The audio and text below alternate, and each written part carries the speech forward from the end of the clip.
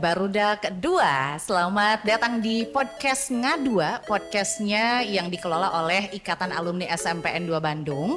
Dan tentunya obrolan-obrolan seru akan kita lanjutkan di podcast Ngadua kali ini. Nah, untuk yang sekarang saya sudah ditemani oleh para tamu-tamu saya yang luar biasa. So, I'm so excited to have you here. Welcome, selamat datang ya. Terima kasih banyak atas waktunya. Thank you for your time. Makasih kembali. Sama-sama. Terima kasih kembali.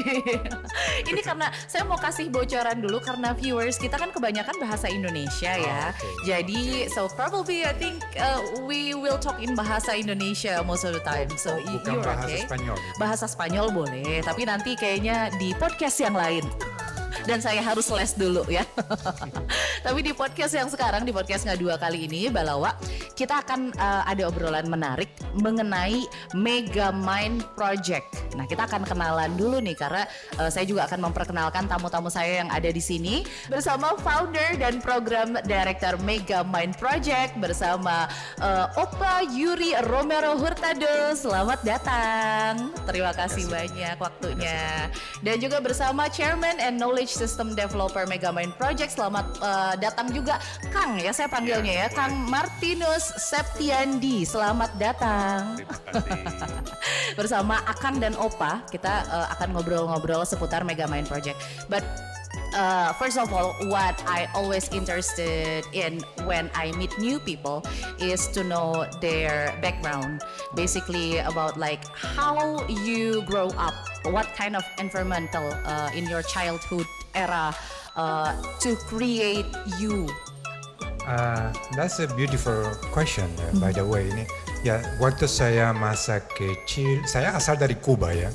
Kuba, Amerika Latin. Oke. Ya. Makanya saya tadi bagian ini bahasa Spanyol karena di sana kita pakai bahasa Spanyol. Waktu saya dari kecil saya punya koneksi kuatnya tentang alam ya. Saya anak alam, maka suka jalan di outdoor, suka hewan-hewan, suka peduli hewan dan semuanya.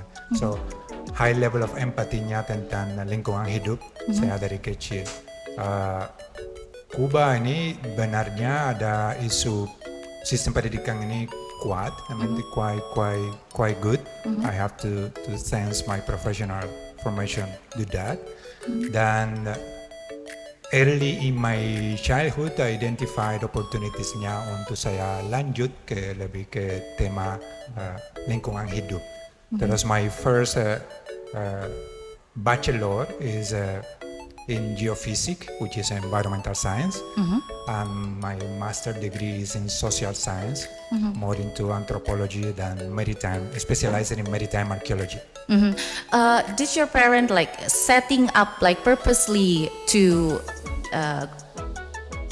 menumbuhkan dirimu untuk hidup sangat dekat di alam, memang seperti itu atau bagaimana? Memang enggak.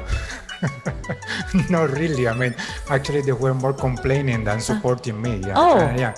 Karena saya dari mudanya suka jalan ke camping, masuk ke goa, naik gunung, hilang 3 hari dari rumah. So your parents actually city people or not? Yeah, they were pretty much city people. Yeah. I mean, they were supportive when waktu mereka lihatnya ini memang seriusnya, memang mau ke profesionalnya, harus supportingnya. Tapi awalnya I was a kind of troublemaker, you know. Anak nakal suka kabur dari rumah 3 hari, ya mereka nggak senang gitu. Nah, mungkin berbeda dengan Opa Yuri. Ini Kang Martin sepertinya tumbuh besar di perkotaan, kota besar. Betul. Dari kecil di Bandung kota atau bagaimana? City guy nih kayaknya nih ya, atau gimana? Kabupaten. Gimana Kang kalau waktu pas kecil itu? Sebenarnya saya kalau alumni ini tetangga ya sama SMPN 2. Boleh disebut? Di sebelah. Bukan, swasta. Oh, di sebelah sana. Iya. Oh, Yang oke. ada tukang soto aja. Gitu. Di situ jadi dekat-dekat juga sama daerah Tetangga. sini ya, tetangga. Iya. Mungkin kalau secara lingkungan sekolah, waktu sekolah kurang lebih mirip ya. Cuman bedanya kan kalau swasta yang itu sedikit militer. Jadi untuk disiplin lumayan lah gitu. Kalau misalnya dari orang tua, mirip-mirip kayak orang Indonesia lainnya ya, yang waktu itu masih Strict sekali. sedikit keras, sedikit keras. Ya. Jadi mungkin kalau sekarang malah beda sama Opa, rebelnya agak-agak telat. Rebelnya pas sudah memasuki usia berapa? Setelah kuliah. Setelah kuliah. Apa rebelnya seperti apa ini rebelnya? Ya kan kalau dulu banyak ini itu nggak boleh, pas sudah kuliah mulai cobain deh, ternyata nggak buruk-buruk amat. Gitu. Karena tadi kita sempat ngobrol juga di luar ya bahwa Kang Martin ini sebenarnya tidak ada benang merahnya dengan yang akan kita obrolkan hari ini, yaitu seputar sustainability, tentang lingkungan, tentang sosial gitu ya. Lebih ke pekerjaan yang kerjanya sendiri aja gitu ya, di depan komputer aja gitu, IT ya? Ya. Kalau jurusan itu sistem informasi. Oh, sistem informasi. Oke. Sampai akhirnya tertarik ke lingkungan atau bidang ini gimana? Sebenarnya kalau ke bidang ini lebih ke arah sisi manusianya ya. Yang lebih tertarik gitu. Jadi kayak dari dulu yang di SMP SMA itu homogen ya, karena di swasta kan kurang lebih lingkungan orang-orangnya sama gitu. Begitu waktu kuliah, begitu kerja, mulai ada ya orang kayak gini gitu. Mulai beragam gitu ketemu orang. Nah dari situ mulai tertarik untuk kok bisa sih ada orang kayak gini gitu, in positive or negative way ya. Dan ketemu dengan Opa, ada begitunya juga, kok ada ya orang begini gitu. In positif, membuka sebuah celah baru gitu.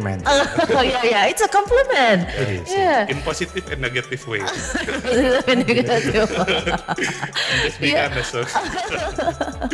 Jadi ada sisi lain yang kemudian pas dilihat, ini menarik juga nih kalau misalnya menyoroti seputar memanusiakan manusia. Making human as a human, treating them as a human, and then like it's not only a human, also like the nature around us. Kalau melihat how you grow up since you were a kid, I can see that like nature and tanaman, tumbuhan, hewan selalu membuatmu tertarik gitu ya Opa ya. Absolutely. Dan apa yang membuat apakah memang peran rasa kecintaan ini yang dibawa dari kecil tumbuh besar, karena kan when you reach a teenager become like I don't know, slowly something is different, like you find your other interest. Something actually a lot of things are different when you grow up. I think that the one things that bridge everything, yang ada satu yang jembatan connect me with semuanya aktivitas profesional saya dari muda sampai ke kurang muda sekarang. Sekarang sudah menjadi sangat muda. Maturity, just maturity. Mature. So itu namanya empathy. Saya dalam ruang research Megamind, Marty dan tim saya tahu saya advocate banget ini tentang empathy, karena ini seperti yang ID yang paling kuat ada manusianya. We are naturally very empathetic person. Sometimes we don't know how to use it ya. Ada yang lupa ini, jangan cari empati karena tentang budaya atau struggle atau cynicism atau apapun yang empatinya kurang. Tapi kalau kita bisa angkat empati, kita bisa ada jalurnya untuk masuk lebih dalam ke manusia, untuk masuk lebih dalam ke lingkungan hidup, untuk masuk lebih dalam tentang situasi orang yang lain. If you want to understand deep, I think you should exercise empathy. Okay, because I also got your like professional CV with a long list. Yes, I got it. And then I saw you meet a lot of like so many important people in Indonesia. I saw the pictures. Yes, we love the pictures. That's why it's always interests me to see like why you care so much about Indonesia. It's not your country. It is mine already. It is, really? It is mine already. Okay, yeah. Kalau kita nggak ada sense of belonging, kita nggak peduli memang ya. I decide to live in Indonesia tahun 2010. Saya mau tinggal di Indonesia, sudah nikah di Indonesia, sama istri Indonesia, sudah punya anak, dan saya mau tinggal di sini, di mana bisa kontribusi saya. Karena background saya arkeolog kelautan, unfortunately dalam domain profesional itu nggak ada terlalu banyak di Indonesia opportunities ya. Yang keduanya saya lihat ini di mana saya kuatnya kontribusinya lingkungan hidup. Terus saya decide to become educator itu tentang lingkungan hidup.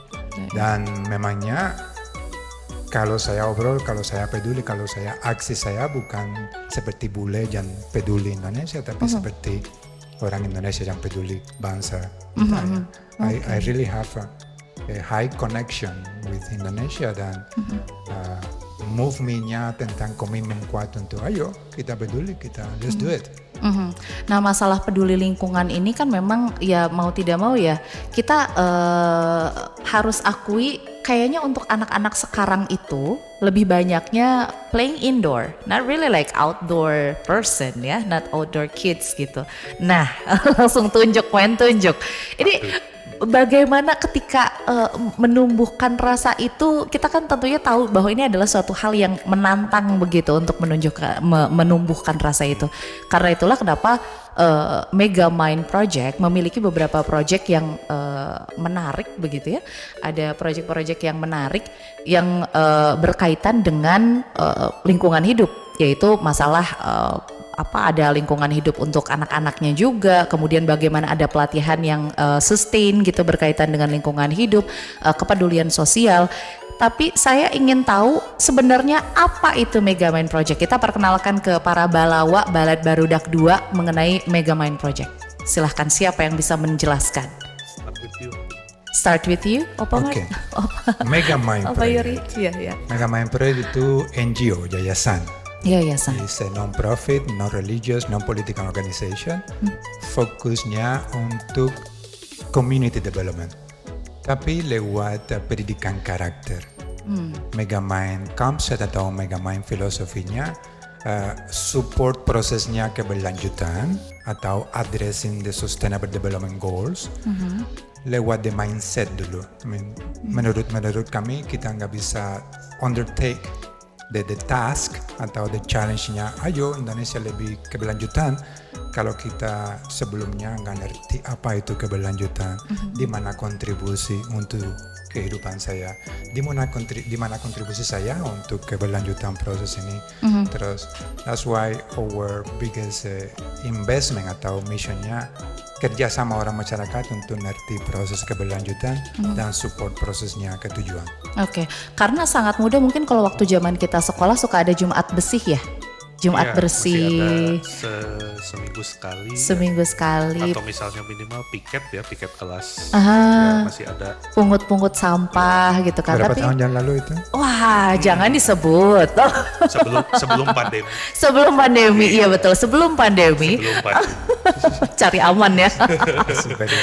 Tapi memang begitu mudah. It's so easy to ask kids to do something like clean your room, clean your class, make your school clean, kerjasama begitu.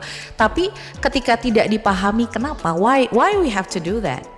Kids do it just because like the teacher asked them to do, or the parents do it. Dan itu yang ingin diubah dari Megamind Project. Itu ya. Tadi saya bilang ini kenapa saya suka ngobrol seperti orang lokal bukan seperti orang bule. Kenapa saya punya rasa memiliki kuatnya. That's the key ya. Kuncinya anak-anak kalau aksi bersihnya mereka ikutinnya dorong dari guru atau dari whoever is in charge. Tapi mereka belum, they don't have yet the sense of belonging. Kalau kamu punya sense of belonging, kamu peduli. Terus I think our mission basically is to create this sense of belonging itu. Oke, bagaimana cara menghadapi anak-anak sekarang untuk menumbuhkan itu? Ini ada yang mau ditambahkan dulu seputar Megamind Project? Seperti kan? anak ya, opini anak. Seperti yang ini, keras kepala atau bagaimana? Ya kebetulan kalau untuk anak-anak sekarang ya, memang ya padahal saya juga bedanya nggak terlalu jauh gitu mas. Mungkin beda generasi, tapi kalau misalnya mereka dibilang adik kan masih bisa gitu kalau saya. Pengennya dia aku kakak ya, bukan om ya. Iya, jangan. Jadi untuk adik-adik kita ini. Memang apalagi dengan pandemi ini ya, jadi kan memang dunianya juga berubah gitu. Tadi kalau balik lagi ke pengalaman saya mungkin start from the social environment before going to the lingkungan hidup gitu.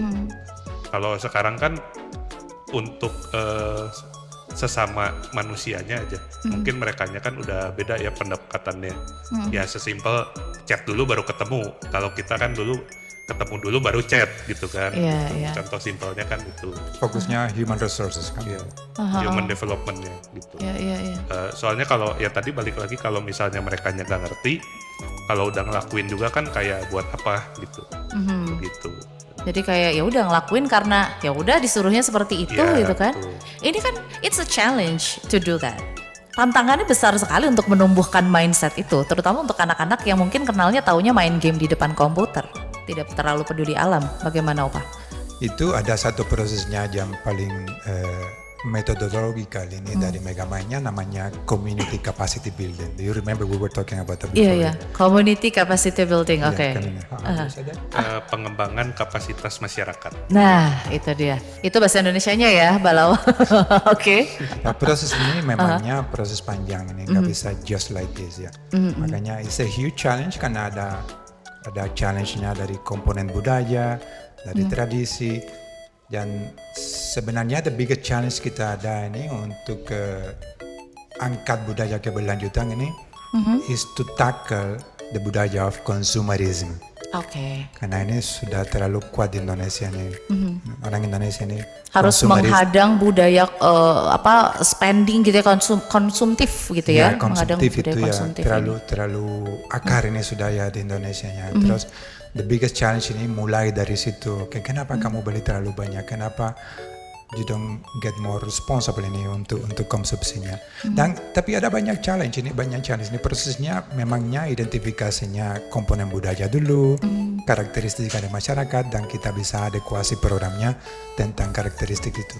Yang proses paling efektif untuk penetrasi mereka sudah trust kami, mereka sudah ikutin proses transformasi. Kalau melihat dari pengalaman sejauh ini ya dari Megamind sendiri bertemu dengan berbagai macam pihak, sebenarnya idealnya untuk menanamkan mindset yang seperti itu di usia berapa mulai bisa setidaknya paham lah untuk tahu bahwa kita memang harus menumbuhkan rasa kecintaan ini nih terhadap lingkungan lah, terhadap jiwa sosial lah dan lain sebagainya. Usia berapa? Dari SD, from elementary school ya. Elementary school? Itu sudah bisa, ya udah. Soalnya kan udah ada pelajaran IPA ya di situ. Jadi mereka juga bisa secara tidak langsung kan mencoba mengkorelasikan antara si mata pelajaran IPA-nya ini sama yang real life-nya juga gitu.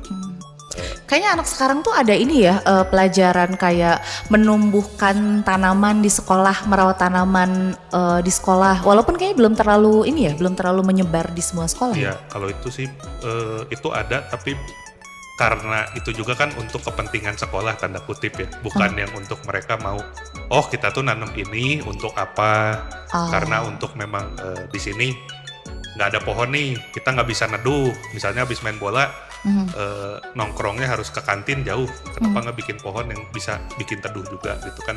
Sesimpel itu kan udah pola pikirnya untuk lingkungannya gitu, bukan untuk sekolah nyuruh bawa pohon nih. Ya udah yuk kita bawa pohon aja gitu yang udah di pot, yang udah jadi, udah tumbuh gitu. Iya. Kayak semacam hanya seremonial saja. Seremonial saja program-programnya. Banyak kayak itu. Nah, Opa Yuri sudah banyak bertemu dengan para pejabat di Indonesia sepertinya. Kalau saya lihat foto-fotonya, langsung saya tembak ya. Berarti kan jejaringnya atau connectionnya ini kan lumayan luas juga nih berkaitan dengan adalah ayo dong mencolek gitu ya. Ayo pemerintah bantu saya untuk kemudian menumbuhkan ini juga ke anak-anak yang masih kecil, ke masyarakat secara umum. Bagaimana koneksi itu dipergunakan, dimanfaatkan untuk kemudian bisa berpengaruh gitu? Apa? Is it a difficult question? No, it's not. You are so smart. Ya itu sebenarnya. Come on, you have connection. Use it. Opanya sudah konsultan untuk pendidikan lingkungan hidup dari tahun 2013. Terus saya sudah kerja sama beberapa banyak organisasi dari pemerintah, NGO lain dan usaha juga. Di mana-mana saya bisa kontribusinya untuk prosesnya lebih ke keberlanjutan, ke community development. Saya senang bisa dibantu. Tapi indeed ini semuanya sektor of the society itu ada challenge itu lainnya. Kerjasama pemerintahnya ada dinamikanya lain kalau kita kerja in between NGOs atau sama usahanya. Ya, kita tahunya karakteristik dari pemerintahnya yang prosesnya terlalu ofisial mungkin atau terlalu harus ada step yang benar-benar SOP strict banget dan mereka nggak terlalu beraninya atau eagernya untuk improvisasi atau proses kreativitas atau apa. So dari situ adekuasinya ada challenge baru tapi harus bisa. Saya dari my personal experience, I'm willing to work with anybody as long as ada impact ya. Saya tidak suka main just to pretend. I really want to put my knowledge and efforts and energy to make a change, to make an impact. Can you tell a story about like how you fight for like one of your program and then you use your connection and then it works now? Like Jan the worst or the one that don't work? Both? the worst one. Okay. Let's start by the worst one. The worst we one. Start with the I think worst the one. one that you are expecting also. I had the opportunity to work for the DKI Jakarta. Okay.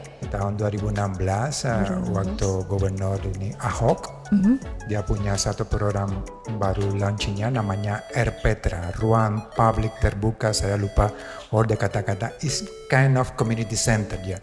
Dia create this RPetra. Dan RPetra ini belum ada programnya apapun. Ini community facility, luar biasanya infrastructure. Ini staff juga dari kelurahan. Everything was perfect, tapi mereka belum ada programnya. Saya masuknya sama teman-teman dari organisasi lain, desainnya programnya untuk RPetra-nya. Tapi waktu memulai jalan, some political issues happen. And Ahok is not there anymore. Dan RPetra didn't implement the program in the long term. So the concept is already exists, but when you try to dilaksanakan ternyata tidak bisa karena ya satu dan lain hal political problem dan sudah ada political platform berubah terus different leader, different approach dan kita semuanya berubah. Dan ini yang negatif itu ya. Itu perjuangannya dan itu kan memang selalu berproses ya. Pasti akan melewati. You will get through that to get the good one. So what is the good one? The good one, the one who come to my mind now, ini teman-teman dari Sustainable Indonesia. Sustainable Indonesia ini organisasi juga socialpreneur. Itu initially mereka ibu-ibu homeschooler dan mereka invite OPA seperti narasumber ke acara mereka untuk anak-anak homeschooling itu. Tapi karena OPA punya influencing power, quite strong, I start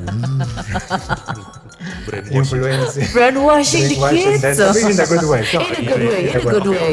In a good way. Terus mereka ikutin kuatnya ini praktisinya tentang gaya hidup keberlanjutan sampai sekarang. Kalau teman-teman mau lihat ini di Instagram, ada Sustainable Indonesia, banyak followernya yang ibu itu kuat bangetnya.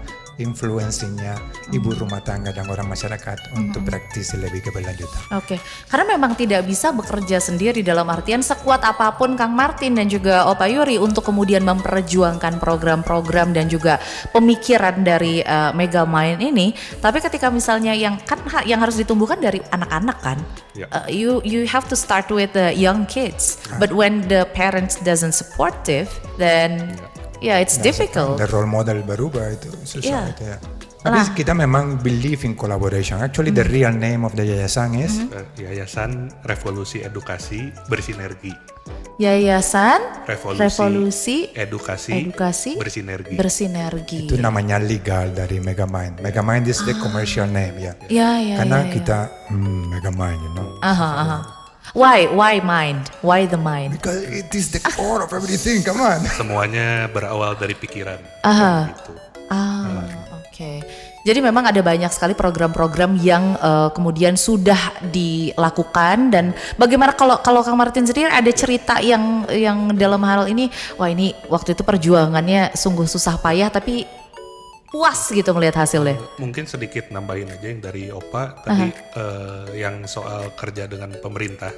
Sebenarnya kan kalau untuk mau merubah untuk yang jangkauannya luas, memang mau nggak mau ikut dengan pemerintah gitu kan. Soalnya mereka yang punya regulasi, aturan ya sejenisnya itu. Cuman memang yang jadi sedikit kendala itu biasanya kan berhenti di sosialisasi ya semua program itu. Nah, tapi di satu sisi juga kan pemerintah nggak bisa yang jalanin sendiri sampai ke oke nih misalnya program 6 bulan 1 tahun, benar-benar mereka sendiri yang jalanin programnya, evaluasi, monitoring, itu kan nggak mungkin. Nah, ini memang yang salah satu yang masih PR ya dari Megamind juga, gimana caranya oke nih dari pemerintah sosialisasi jalan, tapi program untuk di masyarakatnya juga bisa jalan juga gitu. Jadi bukan yang cuma seremonial aja yang tadi sempat dibahas di awal. Ya kami mimpi berubah konsep sosialisasi itu. Kita nggak bisa educate lewat sosialisasi. 1 hari acara, 3 hari acara nggak cukup untuk berubah mindset. Kalau kita memang mau pendidikan karakternya, we need time. We need time, effort, investment itu. Now about that, we are now in SMP 2 alumni, Ikatan Alumni SMP 2 podcast. Of course, the family is like SMPN 2, from the student, the teacher, parents, and then alumni. Alumni juga, alumni apa bahasa Inggrisnya? Alumni? Ya, gitu ya. benar. Para alumni ya. Dan kalau misalnya melihat PR besar ini, kalau misalnya digambarkan ya, program seperti apa sih yang sebenarnya bisa nih diterapkan dan memang ini penting untuk dilakukan, yang sebenarnya bisa dikerjakan, kalau Megamind turun tangan ya, yang akan dikerjakan tuh akan seperti apa gitu? Ya, yang pertama let me make official ini our gratitude to be part of IKA ya. I am very happy, Megamind is very happy kalau kita bisa be part of the family of alumni SMP 2. Oh, you are now. Welcome. Welcome to the family.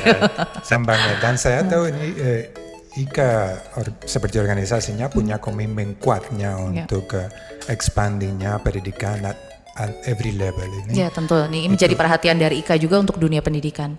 Megamind memang ini punya komitmen untuk itu juga. Kita sudah ada expertise-nya setting up program pendidikan untuk pendidikan formal, untuk pendidikan non formal, dan untuk pendidikan tidak formal, artinya orang masyarakat. Terus saya ada harap kuat kita bisa kerjasamanya untuk support dari proses pendidikan formalnya sampai ke informalnya, tapi harus komitmennya untuk provide-nya the opportunity untuk belajar tentang environmental conservation dan sustainability. Duit lebih banyak oportunitas untuk spend the money ya. Itu memangnya posisi Indonesia nomor 1 di Southeast Asia, posisi dalam dunianya nomor 16, ekonomi Indonesia very strong. Tapi untuk nilai ekonominya untuk strong. Nilai ekonomi. Coba lihat ini tentang sosial. Tentang sosial ada satu indikator namanya HDI atau Human Development Index. Human Development Index itu termasuk pendidikan, kesehatan, dan community well-being. Posisi Indonesia di mana? Tadi posisi ekonominya 16. Dari HDI posisi Indonesia 113. Jauh di belakang. Kenapa? Karena ekonomik terus enggak artinya langsung solusinya. The solusinya is the balance between the economic, the lingkungan, dan the social aspect. Ideally, yes, it's a balance. But is it really can happen?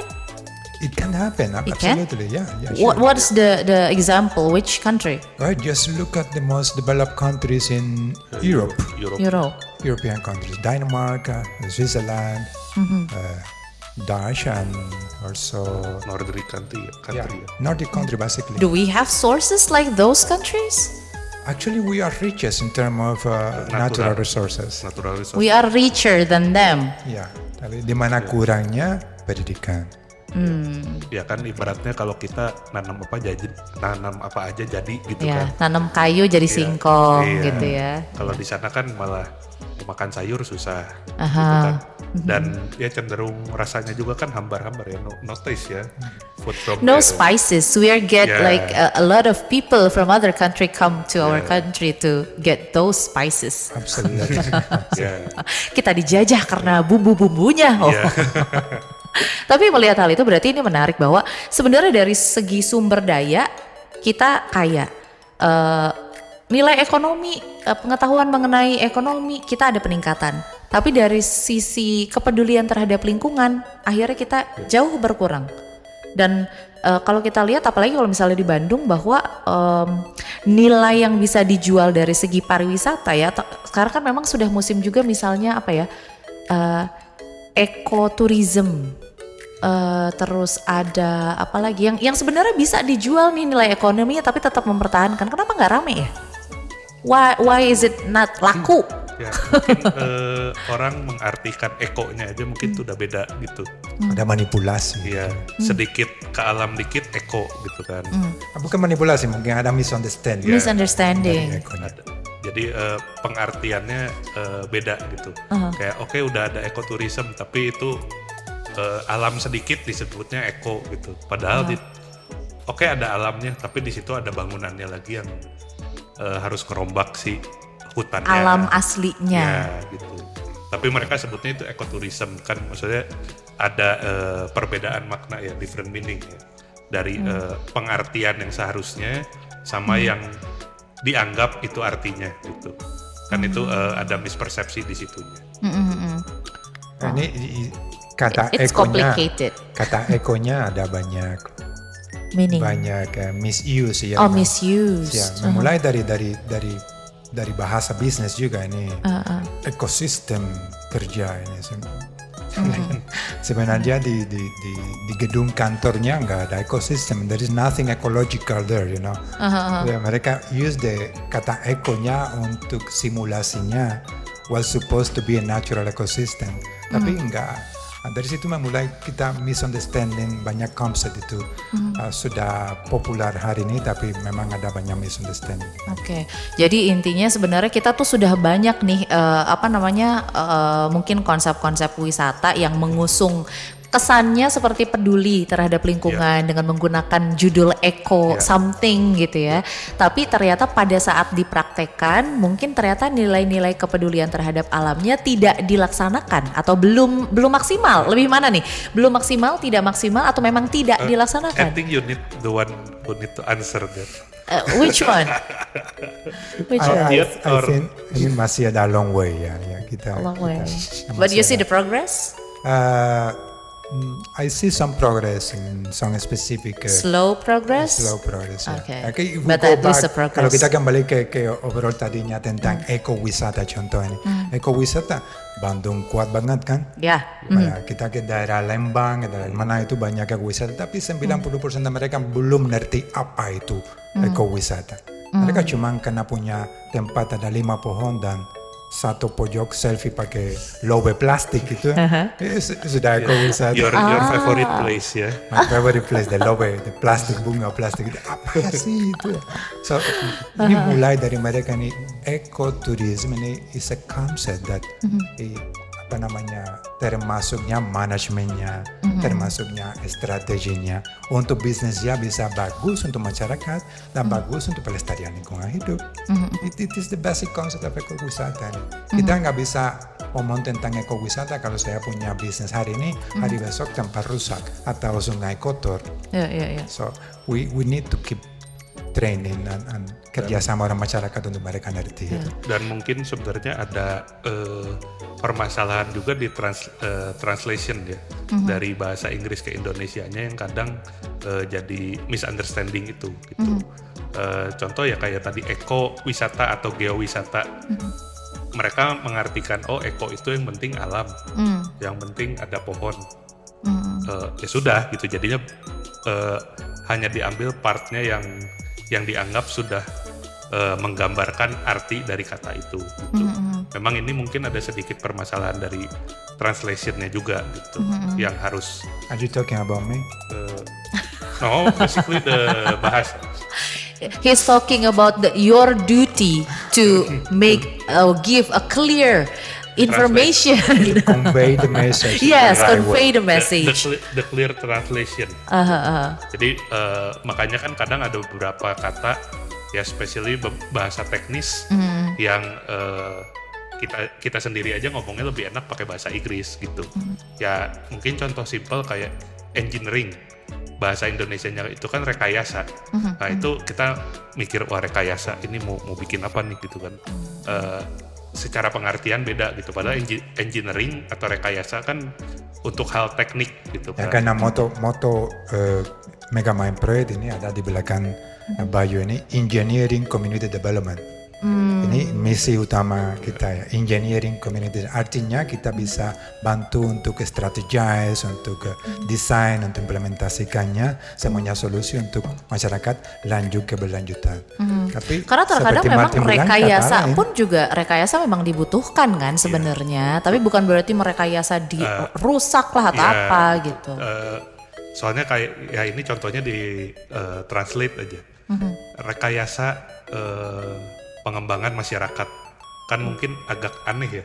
Beda dengan engineering community development yang konotasinya lebih positif, membangun kesannya ini gitu. mau ke arah mana nih, wah oke nih gitu. Tapi Iya, kalau iya. rekayasa pengembangan masyarakat, wah ini mau bikin apa gitu rekayasa. Gitu. Padahal mungkin secara meaning sama, tapi apa yang ditangkap sama orang-orang kan beda. Gitu. Now we already like in a same page about how important it is to talk about what we are talking about right now, tentang kepedulian I'm kita. happy that you said so. Huh? I'm happy that you said so. Oh, oke. I'm happy too. Bahwa kita sudah ada loh, kita sepakat bahwa ini sangat penting dan memang masih kurang nih untuk kemudian masyarakat memahami. Sudah tahu, tapi kan belum berarti paham dan bisa mempraktekkan. So with your professional background and your activity in a Megamind project, how do you contribute to the society, and then especially maybe for SMPN 2 Bandung for example, and the family inside the lingkungan SMP 2? Ya memangnya platform kerja dalam Megamind Project itu ada kondisikannya untuk kita bisa adekuasi semuanya program according to the social sector seperti saya tadi bilang. Kita dalam tim Megamind ada orang antropolog, ada psikolog, ada orang IT, ada semuanya. Terus kita mulainya dari ngerti budayanya lokal, yang apa yang paling appealing untuk mereka desainnya, dan kita bisa kontribusi. Kalau obrol tentang pendidikan formal Indonesia, kami sudah punya experience juga kerja sama pemerintah dan pendidikan formal di Indonesianya, dan kita sudah punya toolkit dan modulnya untuk kerja sama sekolah-sekolahan. Saya pribadinya senang banget, saya tahu Martin dan Megamind will be glad kalau kita bisa kontribusinya untuk kerjasama SMP 2 desain dan implementnya program pendidikan lingkungan hidup dan keberlanjutan di sini.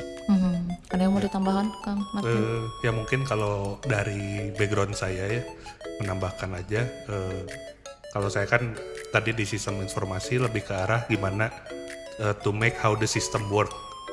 So jadi semua orang itu basically harus tahu role-nya masing-masing dulu gitu. Biasanya kan ya mungkin sesimpel kita orang Indonesia nggak enakan mau bantu orang padahal tuh role-nya sendiri aja belum beres gitu kan. Biasanya kan gitu. Nah, bukan berarti nggak boleh bantuin orang, cuman kan kita role-nya dulu nih beresin, baru kita bisa bantu ke yang lain, baru kan di situ sistemnya bisa berjalan. Gitu. Sesimpel itulah yang jadi yang masih banyak kendala ya untuk itu ya, terutama untuk masalah nggak enakan itu. Mungkin itu bisa di obrolan yang lain. Sudah. Later ya, different episode. Different episode. Karena banyak hal sebenarnya yang kalau kita perbincangkan seputar kepedulian kita terhadap lingkungan, bagaimana mindsetnya juga kita perlu perlu apa ya, perlu ubah gitu ya, perlu shifting ke yang lebih baik untuk kepedulian terhadap hal ini. Tentunya PR-nya banyak dan human resource-nya kan sebenarnya kalau dari hanya bergantung pada Megamind saja kan sedikit orang-orangnya. Untuk misalnya sama teman-teman alumni SMP 2 juga mungkin ya kita juga orangnya terbatas dengan jumlah jutaan penduduk yang ada, ratusan juta penduduk yang ada di Indonesia. Bagaimana para penonton dari podcast kita bisa berkontribusi? Apa yang harus dilakukan? Dari saya cukup kalau mereka mau ikut dalam proses ini capacity building untuk sustainable development di Indonesia. Ya, angkat kapasitas untuk Indonesia bisa lebih lanjut untuk masa depan. Itu ada implikasinya untuk semuanya sektor. Seperti saya tadi bilang dari usaha sampai ke pemerintah, NGO. Bahkan ibu rumah tangga? Ya itu juga Aman, bisa. ada. Semua bisa berkontribusi? Semua bisa. Saya tadi obrol ini tentang teman-teman dari Sustainable Indonesia, mereka ibu-ibu rumah tangga itu. Ibu rumah tangga ya. Dan sekarang mereka kuat bangetnya proses pendidikan lewat online, workshop semuanya. Terus everybody can play dan yang pentingnya teman-teman dari komunitas ini bisa ngerti the necessity untuk kita kerjasama toward sustainable development Indonesia. Kasihan banget ini kalau anak kita nggak bisa ada masa depan sehat dan indah untuk Indonesia kita. Oke, kita tahu bahwa obrolan kita di podcast kan pasti terbatas ya. It's really limited time to talk about a big thing. Jangan dari uang. It feels like we just started, but now we almost to the end of our show. And kalau misalnya ada yang ingin tahu lebih banyak tentunya tentang Megamind Project, bagaimana masyarakat bisa tentunya sama-sama berkontribusi, pengen tahu lebih lanjut ini gimana nih saya kalau misalnya kayaknya program-programnya seru nih, mau tahu lebih banyak, bisa kemana, buka apa, siapa? Ya, Bos. Silakan. Yang ini ya. Iya, Oke. silakan. Bisa ke Instagram megamind.project atau bisa juga di website megamind-stripproject.com. Di sana nanti ada banyak informasinya ya, karena lagi-lagi keterbatasan waktu, tapi ini sebuah kesempatan yang luar biasa karena tentunya kita ingin merasakan bahwa kepedulian tidak hanya di lingkup yang kecil saja, tapi kita ingin makin banyak yang peduli tentang apa yang kita rasa penting dan makanya kita bicarakan untuk kesempatan kali ini ya.